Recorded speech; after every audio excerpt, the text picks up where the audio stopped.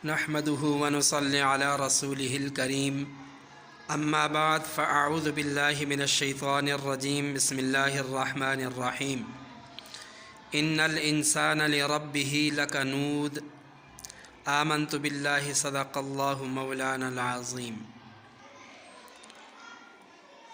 سامعین محترم، یہ سورۃ العادیات کی آیت ہے۔ اس آیت کریمہ میں اللہ تعالیٰ نے انسان کی ایک بہت بری خصلت، ایک بہت بری عادت کو بیان فرمایا ان الانسان لربہ لکنود، کہ انسان اپنے رب کا بڑا ناشکرا ہے۔ اللہ تعالیٰ نے انسان کو پیدا کیا، نہایت قیمتی اعضاء مفت میں عطا فرمائے جن کا ہم بدلہ کبھی ادا نہیں کر سکتے۔ دیکھنے کے لیے آنکھیں دیں، ساری زندگی کی عبادت اس کی تلافی میں ختم ہو جائے۔ سننے کے لیے کان دیے، بولنے کے لیے زبان دی، چلنے کے لیے پاؤں دیے، پکڑنے کے لیے ہاتھ دیے، چلنے کے لیے پاؤں دیے، کہ ہم نے ہزاروں چپلیں بوٹ گھسا گھسا کر پھینک دی، لیکن پاؤں کی کھال کبھی نہیں گھستی۔ ان سب کے علاوہ مال و دولت کی نعمت، اولاد کی نعمت، ایمان کی نعمت، صحت، جوانی، اوقات کی نعمت اسی ذات اقدس نے عطا فرمائی۔ علماء نے لکھا ہے کہ ہر نعمت کے 3 حق ہیں۔ اول یہ کہ اس کی قدر پہچانی جائے، دوم یہ کہ اس کا صحیح استعمال کیا جائے، سوم یہ کہ اس پر اللہ تعالیٰ کا شکر ادا کیا جائے۔ غرض اللہ تعالیٰ کی نعمتوں کی کوئی انتہا نہیں، لیکن اس کے باوجود انسان اپنے رب کی نعمتوں کا شکر ادا نہیں کرتا، ناشکری کرتا ہے۔ حضرت شاہ عبد القادر محدث دہلوی رحمہ اللہ نے اپنی تفسیر میں ناشکری کی 3 اقسام بیان فرمائی ہیں۔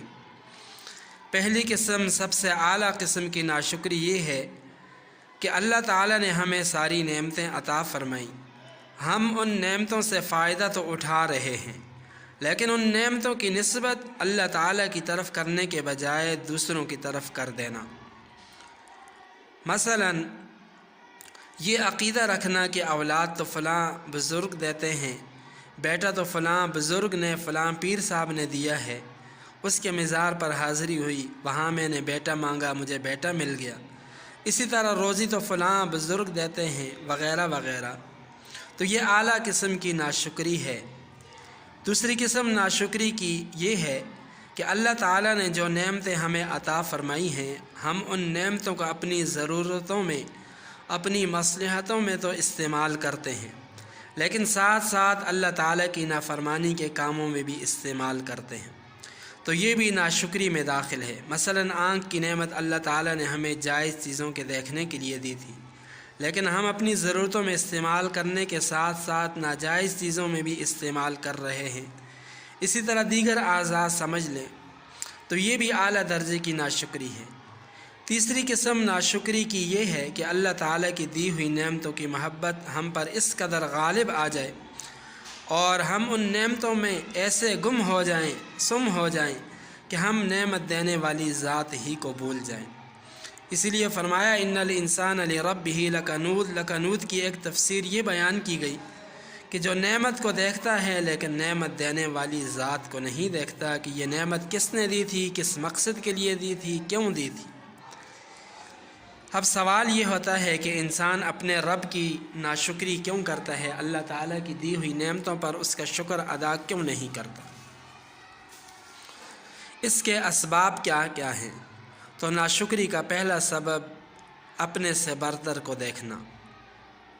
ہونا تو یہ چاہیے تھا کہ دینی امور میں اپنے سے برتر کو دیکھیں تاکہ اس کا مقابلہ کریں، اور دنیاوی امور میں اپنے سے کم تر کو دیکھیں تاکہ ہمارے پاس جو نعمتیں ہیں ان پر شکر ادا کرنے کا جذبہ پیدا ہو۔ لیکن ہم نے دنیاوی امور ہی میں اپنے سے برتر کو دیکھنا شروع کر دیا۔ یہ ایک ایسی چیز ہے جو ہمیں اللہ تعالیٰ کی ناشکری پر لے گئی۔ حضرت عون رحمہ اللہ فرماتے ہیں کہ میں مالداروں کے ساتھ رہا تو اپنے سے زیادہ کسی کو غم زدہ نہیں دیکھا، کیونکہ میں اپنے سے بہتر سواری، اپنے سے بہتر کپڑا، اپنے سے بہتر مکان دیکھتا، اور جب میں غریبوں کے ساتھ رہا تو میں نے راحت محسوس کی، سکون محسوس کیا، کیونکہ اب میری سواری، میرا لباس، میرا مکان دوسروں سے اچھا تھا۔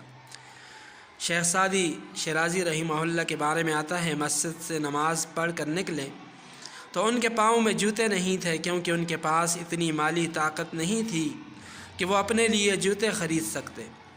ابھی دل میں یہ خیال ہی آیا تھا اور یہ سوچ کر انہوں نے اپنا سر آسمان کی طرف اٹھایا، رب تعالیٰ سے شکوہ بری نظروں سے آسمان کی طرف دیکھا۔ ابھی یہ عمل پورا نہیں ہوا تھا کہ اچانک ان کے سامنے ایک ایسا شخص آ گیا کہ جس کے دونوں پاؤں نہیں تھے۔ تو شیخ سعدی نے اسی وقت اللہ تعالیٰ سے معافی مانگی، مسجد میں دوبارہ شکرانے کے نوافل ادا کیے، کہا پروردگار میں بھٹک گیا، تیرا لاکھ لاکھ شکر ہے، تو نے مجھے میرے پاؤں صحیح سلامت عطا کیے ہیں، اگر جوتے نہیں تو کوئی بات نہیں، مگر میرے پاؤں تو صحیح سلامت ہیں، اس بیچارے کے تو پاؤں ہی نہیں۔ تو ناشکری کا پہلا سبب اپنے سے برتر کو دیکھنا، ناشکری کا دوسرا سبب اللہ تعالیٰ کی عطا کردہ نعمتوں پر اترانا۔ جو لوگ یہ سمجھتے ہیں کہ جو کچھ نعمتیں مجھے ملی ہیں یہ سب میری محنت کوشش کا نتیجہ ہے، ایسے لوگ کبھی اللہ تعالیٰ کا شکر ادا نہیں کرتے۔ قارون جو حضرت موسیٰ علیہ السلام کی برادری سے تھا، بلکہ بعض نے حضرت موسیٰ علیہ السلام کا چچا زاد بھائی کہا ہے، اللہ تعالیٰ نے اس پر مال و دولت کی فراوانی فرمائی، اس کے خزانے کی چابیاں کئی لوگ اٹھا نہیں پاتے تھے، لیکن جہاں اس نے بغاوت کی، حضرت موسیٰ علیہ السلام پر الزام تراشی کی، نعمتوں کی ناقدری ناشکری کی، تو اللہ تعالیٰ نے ایسا پکڑا کہ اس کو اس کے خزانوں سمیت زمین میں دنسا دیا۔ ناشکری کا تیسرا سبب دنیا کو مقصد زندگی سمجھ لینا۔ جو لوگ آخرت سے بالکل غافل ہو کر دنیا کی لذتوں، دنیا کی رنگینیوں میں گم ہو جاتے ہیں، ایسے لوگ بھی بڑے ناشکرے ہوتے ہیں، وہ اللہ تعالیٰ کی دی ہوئی نعمت پر اس کا شکر ادا نہیں کرتے۔ ایک مومن کی شان یہ ہونی چاہیے کہ اس کے پیش نظر ہمیشہ آخرت رہے، نہ کہ دنیا اور اس کی چمک دمک رہے۔ دنیا تو قید خانہ ہے، اس کی حیثیت تو اللہ تعالیٰ کے ہاں مچھر کے پر کے برابر بھی نہیں۔ تو ناشکری کا تیسرا سبب دنیا کو مقصد زندگی سمجھ لینا۔ جو لوگ دنیا کی مقصد زندگی سمجھ لیتے ہیں وہ اللہ تعالیٰ کی نعمت پر اس کا شکر ادا نہیں کرتے۔ ناشکری کے اسباب تو ہم نے کچھ نہ کچھ جان لیے، اب سوال یہ ہوتا ہے کہ ناشکری کا انجام کیا ہے، اس کی وجہ سے کون کون سی مصیبتوں کا انسان کو سامنا کرنا پڑتا ہے۔ تو یاد رکھیں کہ ناشکری کی وجہ سے اللہ تعالیٰ کی طرف سے انسان پر جو مصیبتیں، مصائب آتے ہیں وہ بے شمار ہیں۔ ان میں سے ایک بہت بڑا جو مصیبت ہے وہ یہ ہوتی ہے کہ اللہ تعالیٰ انسان کو ناشکری کی وجہ سے اس کے پاس جو نعمت ہوتی ہے اس کو چھین لیتے ہیں۔ علامہ ابن کثیر رحمہ اللہ کے بیان کے مطابق یمن کے دارالحکومت صنعاء سے 3 میل کے فاصلے پر ایک شہر تھا، معارب، جس میں قوم سبا آباد تھی۔ 2 پہاڑوں کے درمیان یہ شہر آباد تھا۔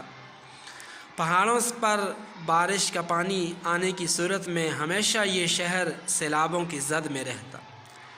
اس قوم کے جو بادشاہ تھے، جو بڑے تھے، انہوں نے دونوں پہاڑوں کے درمیان مضبوط بند، ڈیم تعمیر کیا، جس نے سیلابوں کو روک کر پانی کا ذخیرہ بنا دیا۔ بند کے اندر اوپر نیچے پانی نکالنے کے لیے 3 دروازے رکھے گئے۔ بند کے سامنے ایک بہت بڑا تالاب بنایا گیا، جس میں 12 نہریں نکال کر شہر کے مختلف اطراف تک ان کو پہنچایا گیا۔ شہر کے دائیں بائیں جو پہاڑ تھے ان کے کنارے پر باغات لگائے گئے، جن میں پانی کی نہریں ہر وقت جاری رہتی۔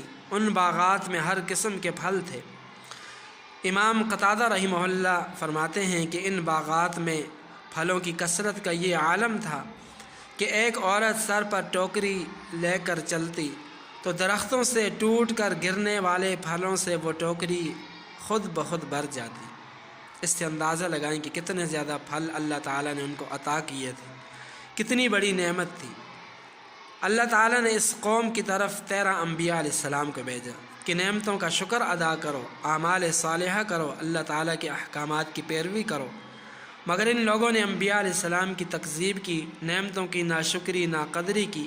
تو لمبا واقعہ ہے، اللہ تعالیٰ نے اسی ڈیم کے پانی کو ان پر چھوڑ کر پورے قوم کو پورے علاقے کو ملیہ میٹ کر دیا۔ تو بہرحال ناشکری بہت بری عادت ہے، بہت بری خصلت ہے۔ قرآن و حدیث میں اس کے متعلق بہت سی وعیدیں آئی ہیں، ساتھ میں اس کے بہت سے نقصانات کو بھی بیان کیا گیا۔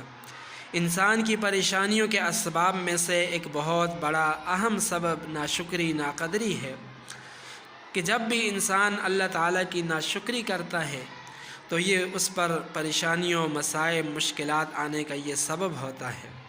اس لیے ہمیں اس کو چھوڑ کر شکر گزاری کا راستہ اختیار کرنا چاہیے، اور اس پر اللہ تعالیٰ کا یہ وعدہ بھی ہے لَإِن شَكَرْتُمْ لَأَزِيدَنَّكُمْ، اگر تم میری دی ہوئی نعمتوں پر میرا شکر ادا کرو گے تو میں ان نعمتوں کے اندر اضافہ فرماؤں گا۔